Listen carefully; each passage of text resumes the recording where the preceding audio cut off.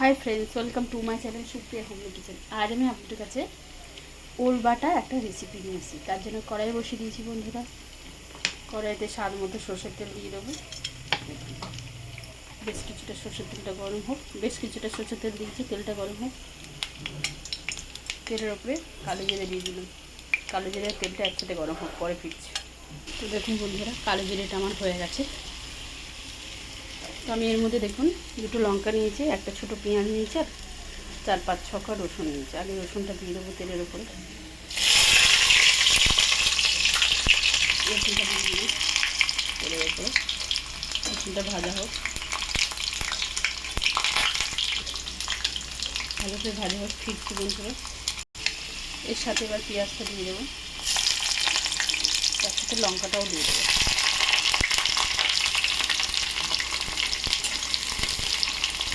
দিয়ে ঝুড়িটা ঢাকা দেবো। লঙ্কাটা যদি ফাটে, ঝুড়িটা ঢাকা দিলাম, পরে ফিরছি।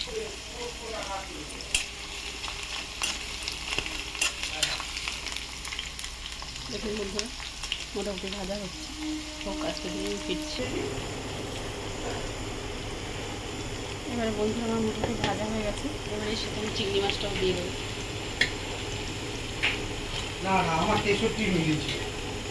চিংড়ি মাছটার সাথে ভাজবো।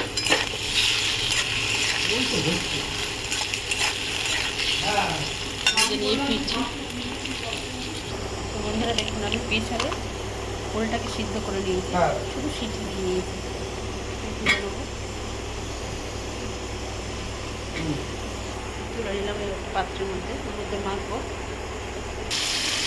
হলুদ দিয়ে দিই, সামনে একটু হলুদ দিয়ে দিলাম।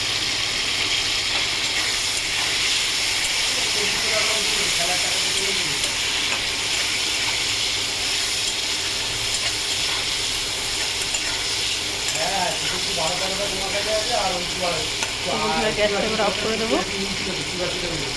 অফ করে দিয়ে ফিরছি।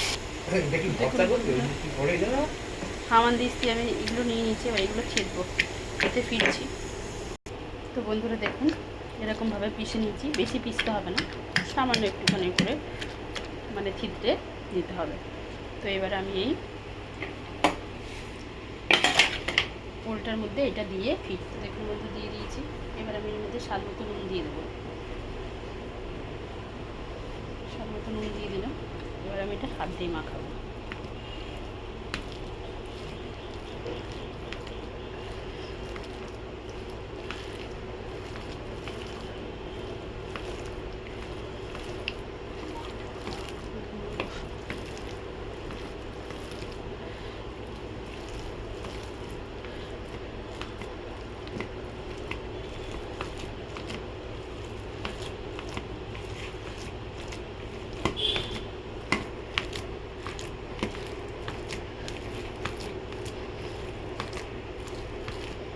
তো এর মধ্যে আপনারা ধনেপাতাও দিয়ে দিতে পারেন, আলাদাভাবে ধনেপাতা কুচি দিয়ে দিতে পারেন।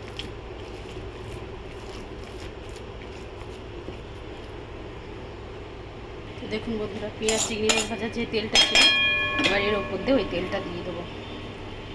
তো আমার এই ভর্তাটা রেডি বন্ধুরা। তো আপনারা ট্রাই করবেন। ট্রাই করে কমেন্ট সেকশনে কমেন্ট করে আমাকে জানাবেন আমার ভর্তাটা কেমন হয়েছে। আর আমার চ্যানেলটা লাইক অ্যান্ড সাবস্ক্রাইব করে দিন। Thank you for watching. Bye by.